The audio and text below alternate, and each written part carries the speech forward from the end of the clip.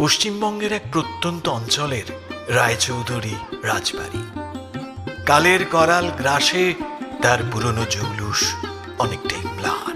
দেওয়ালে শ্যাওলার গাঢ় সবুজ আস্তরণ, খিলান থেকে খসে পড়া পলেস্তারা, সবকিছুই এক বিগত গভীর ইতিহাসের সাক্ষী। কিন্তু বছরে একটা দিন এই রাজবাড়ি তার সবটুকু ঋত গৌরব যেন ফিরে পায়। সেই দিনটা হলো কোজাগরী পূর্ণিমার রাত, রায়চৌধুরী বাড়ির বংশানুক্রমিক লক্ষ্মী পুজোর দিন। প্রজন্মের পর প্রজন্ম ধরে এই পুজোর খ্যাতি চারিদিকে ছড়িয়ে আছে। বাড়ির কর্ত্রী মা অন্নপূর্ণা দেবী, ঋজু শরীর, শ্বেত শুভ্র থান, চোখে তীক্ষ্ণ কিন্তু মায়াবী দৃষ্টি। তার কথাই এই বাড়ির শেষ কথা। স্বামী গত হয়েছেন বহু বছর, কিন্তু তিনি সংসারের হাল শক্ত হাতে ধরে রেখেছেন। তার তত্ত্বাবধানেই লক্ষ্মী পুজোর আয়োজন চলছিল।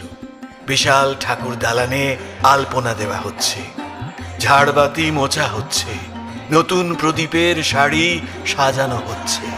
ফলের নৈবেদ্যের গন্ধ আর ধূপের সুবাসে গোটা বাড়ি ম ম করছে। বাড়ির কাজে সাহায্য করার জন্য বেশ কিছু লোক রয়েছে। তাদেরই একজন পার্বতী মুর্মু, সাঁওতাল ঘরের মেয়ে।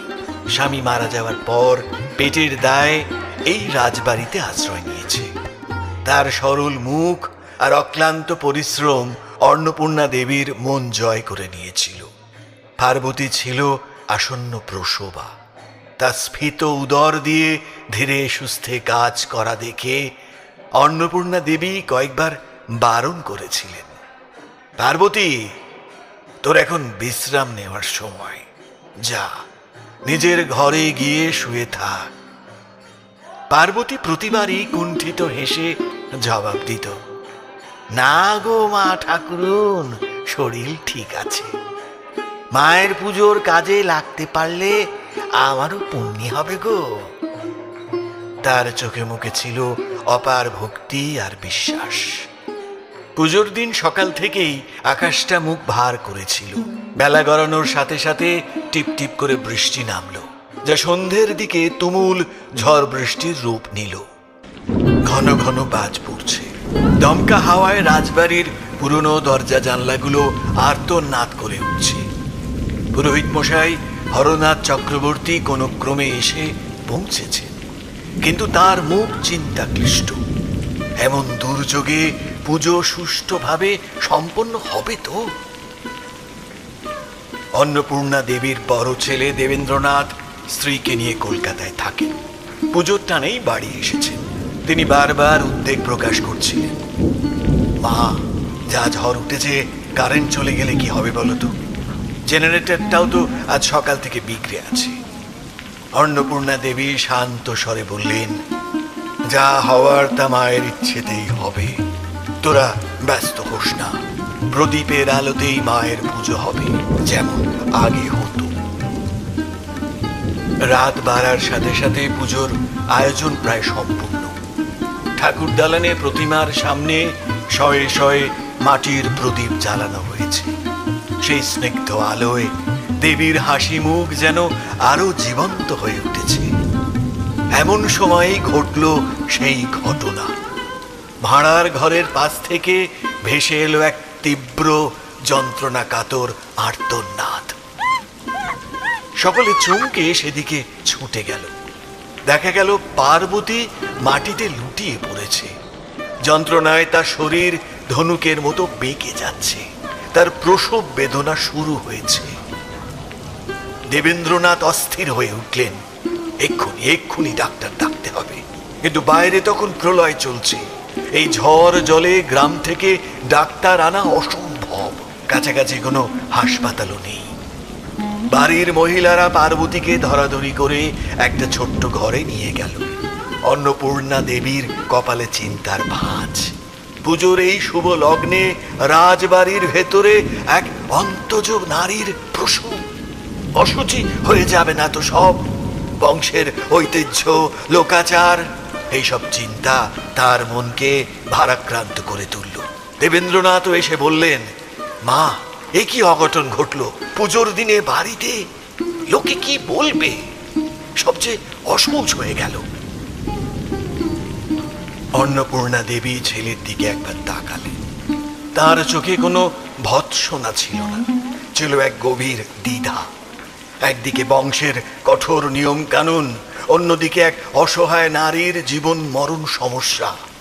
তিনি চোখ বন্ধ করে লক্ষ্মী প্রতিমার দিকে তাকিয়ে মনে মনে বললেন, মা, মা, তুমি তুমি এখন পথ দেখাও, মা, তুমি পথ দেখাও। ঠিক সেই মুহূর্তে ঘর থেকে সদ্যজাত শিশুর কান্নার আওয়াজ ভেসে এলো। সেই কান্নার শব্দ যেন বাইরের শত বজ্রপাতকেও ছাপিয়ে গেল। একই সাথে অদ্ভুতভাবে ঝড়টাও যেন কিছুটা শান্ত হয়ে এলো। অন্নপূর্ণা দেবীর পুত্রবধূ সুনেত্রা দৌড়ে এসে খবর দিল, মা, মেয়ে হয়েছে, পার্বতীর ফুটফুটে মেয়ে হয়েছে, মা। অন্নপূর্ণা দেবীর বুকের ভেতরটা কেমন যেন করে উঠল। তিনি ধীর পায়ে সেই ঘরের দিকে এগিয়ে গেলেন। ঘরের দরজায় দাঁড়িয়ে তিনি দেখলেন একটা ছেঁড়া কাঁথার উপর শুয়ে আছে ক্লান্ত অবসন্ন পার্বতী, আর তার পাশে একটা ছোট্ট কাপড়ে জড়ানো এক সদ্যজাত শিশু। ঘরের কোণে একটা টিমটিমে প্রদীপ জ্বলছে। সেই আলোয় শিশুটির মুখ থেকে যেন এক অপার্থিব জ্যোতি ঠিকরে পড়ছে। নিখুঁত মুখ, চাঁদের মতো গোলগাল, নিষ্পাপ দুটি চোখ বন্ধ। অন্নপূর্ণা দেবী এগিয়ে গেলেন। তিনি ঝুঁকে শিশুটির মুখের দিকে তাকালেন। কি আশ্চর্য! পূর্ণিমা চাঁদের মতোই স্নিগ্ধ আর উজ্জ্বল সেই মুখ। ঠিক সেই মুহূর্তে ঠাকুর দালান থেকে শঙ্খ আর ঘণ্টার ধ্বনি ভেসে এলো। পুরোহিত মশাই পুজোর লগ্ন শুরু হওয়ার জানান দিচ্ছেন। অন্নপূর্ণা দেবী একবার ঠাকুর দালানের দিকে তাকালেন, যেখানে মাটির প্রতিমায় তার আরাধ্য দেবী বিরাজ করছেন। তারপর আবার তাকালেন এই রক্ত মাংসের জীবন্ত শিশুটির দিকে। তার মনে হলো এই দুর্যোগের রাতে সমস্ত নিয়ম আর প্রথার বাইরে এই শিশুই তো আসল মা, যে সৃষ্টির প্রতীক, যে জীবনের প্রতীক। বছরের পর বছর ধরে তিনি মাটির মূর্তিতে প্রাণ প্রতিষ্ঠা করে এসেছেন, আর আজ তারই বাড়িতে স্বয়ং জীবন রূপে মা আবির্ভূত হয়েছে। তার সমস্ত দ্বিধা, সমস্ত সংস্কার এক মুহূর্তে উবে গেল। তার চোখ দিয়ে ঝরঝর করে জল পড়তে লাগলো। তিনি দৃঢ় অথচ শান্ত গলায় বললেন, আজ আমার বাড়িতে মা নিজে এসেছেন, মাটির প্রতিমায় নয়, জীবন্ত রূপে। দেবেন্দ্রনাথ অবাক হয়ে বললেন, মা, আপনি কি বলছেন? মাথা খারাপ হয়ে গেল নাকি আপনার? অন্নপূর্ণা দেবী তার দিকে ফিরে তাকালেন। সেই দৃষ্টিতে ছিল পর্বতের মতন অটলতা। তিনি বললেন, না দেবেন, আজ আমার জ্ঞান চক্ষু খুলে গেছে। যে দেবী সন্তানের জন্ম দেয়, যে সৃষ্টির আধার, তার চেয়ে বড় লক্ষ্মী আর কে হতে পারে? জাতি, ধর্ম, বর্ণ এসব মানুষের তৈরি করা দেওয়াল। মায়ের কাছে সব সন্তান সমান। আজ এই মেয়েই আমাদের বাড়ির লক্ষ্মী। একেই আজ আমরা পুজো করব। সারা বাড়িতে যেন বিনা মেঘে বজ্রপাত হলো। পুরোহিত মশাই হরনাথ চক্রবর্তী সব শুনে হতবাক। তিনি ছুটে এসে বললেন, হে হে, আপনি কি বলছেন কর্ত্রীমা? এ যে ঘোর অনাসৃষ্টি, শাস্ত্র বিরুদ্ধ কাজ, এক সাঁওতাল কন্যার পূজা। হ্যাঁ, না না না না, এ হতে পারে না, এ হতে পারে না। অন্নপূর্ণা দেবী হাত জোর করে বললেন, ঠাকুর মশাই, শাস্ত্রে তো এও বলা আছে, যা দেবী সর্বভূতেষু রূপেণ সংস্থিতা। মা তো সকল জীবের মধ্যেই বিরাজ করেন। আজ আমার মন বলছে এই শিশুই আমার ঘরের লক্ষ্মী। আপনি যদি এই জীবন্ত লক্ষ্মীর পুজো করতে না পারেন, তবে আমি নিজেই আজ পুরোহিতের কাজ করব। হরনাথ চক্রবর্তী স্তব্ধ হয়ে গেলেন। অন্নপূর্ণা দেবীর চোখে মুখে এমন এক দিব্য আভা দেখছিলেন তিনি, যা তাকে নির্বাক করে দিল। তিনি ধৈর্য ধরে পুঁথিগত শাস্ত্র পাঠ করেছেন, কিন্তু আজ জীবনের এক কঠিন পরীক্ষার সামনে দাঁড়িয়েছেন। তিনি দেখলেন শিশুটির নিষ্পাপ মুখ, দেখলেন পার্বতীর কৃতজ্ঞতা ভরা অশ্রুসিক্ত চোখ, আর দেখলেন অন্নপূর্ণা দেবীর অটল বিশ্বাস। তার মনে হলো শাস্ত্রের চেয়েও বড় হলো বিশ্বাস আর ভক্তি।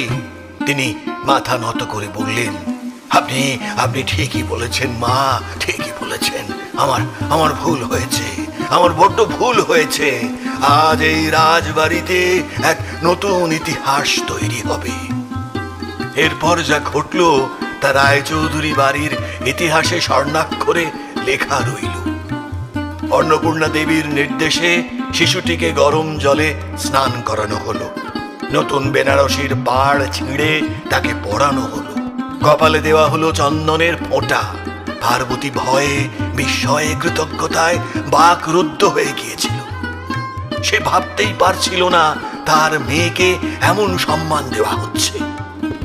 ঠাকুর দালানে মাটির প্রতিমার ঠিক সামনে এক রূপোর থালায় রেশমের কাপড়ের ওপর শিশুটিকে শোয়ানো হলো। তার চারপাশে জ্বালিয়ে দেওয়া হলো 108টি প্রদীপ। সেই প্রদীপের আলোয়, ধূপের ধোঁয়ায়, ফুলের সৌরভে এক স্বর্গীয় পরিবেশ তৈরি হলো। হরনাথ চক্রবর্তী মন্ত্রোচ্চারণ শুরু করলেন, কিন্তু আজ তার প্রতিটি মন্ত্র, প্রতিটি স্তোত্র, প্রতিটি আবাহন নিবেদিত হচ্ছিল সেই ঘুমন্ত শিশুটির উদ্দেশ্যে। ফল, মিষ্টি, নৈবেদ্য সবকিছুই রাখা হচ্ছিল তার সামনে। আরতি যখন শুরু হলো, পঞ্চপ্রদীপের আলোয় শিশুটির মুখ আরো উজ্জ্বল হয়ে উঠল। সে একবার ছোট্ট করে হাসলো, যেন এই পূজা গ্রহণ করে সকলকে আশীর্বাদ করছে। রাজবাড়ির সকলে, দেবেন্দ্রনাথ, সুনেত্রা, অন্যান্য কর্মচারী, এমনকি পার্বতী নিজেও হাত জোর করে দাঁড়িয়েছিল। তাদের চোখে ছিল বিস্ময় আর ভক্তির অশ্রু। সামাজিক ভেদাভেদ, জাতপাতের বিভেদ, সংস্কারের দেওয়াল সবকিছু সেই মুহূর্তে ভেঙে চুরমার হয়ে গিয়েছিল। তারা দেখছিল দেবী কোনো মাটি বা পাথরের মূর্তিতে আবদ্ধ নন।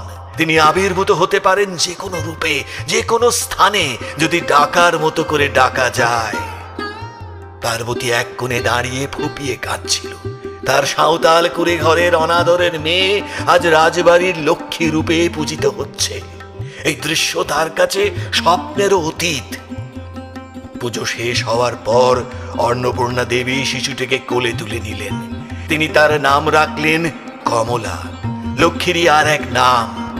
তিনি পার্বতীকে বললেন, আজ থেকে তুই আর এই বাড়ির কাজের লোক নোস, তুই এই বাড়ির মেয়ের মা। কমলা আমাদের সকলের, আমরা সবাই মিলে ওকে মানুষ করব।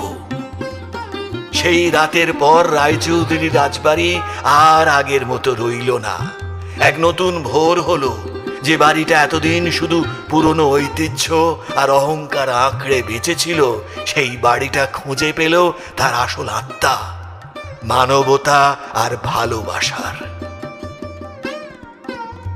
সেই কোজাগরী লক্ষ্মী পুজোর কথা মুখে মুখে ছড়িয়ে পড়ল। কেউ সমালোচনা করলো, কেউ প্রশংসা করলো, কিন্তু যারা সেই রাতে সেখানে উপস্থিত ছিল তাদের কাছে ওটা ছিল এক জীবন্ত ঈশ্বরের সান্নিধ্য লাভের মুহূর্ত। তারা বুঝেছিল ধর্ম কোনো আচার অনুষ্ঠানে নয়, বরং মানুষের প্রতি মানুষের ভালোবাসায়, সৃষ্টির প্রতি শ্রদ্ধায়, আর প্রতিটি প্রাণের মধ্যে ঈশ্বরের অস্তিত্বকে খুঁজে নেওয়ার মধ্যেই নিহিত। আর কমলা, সেই সাঁওতাল কন্যা, রায়চৌধুরী বাড়ির ভাগ্যলক্ষ্মী হয়ে চিরকাল সেখানেই থেকে গেল।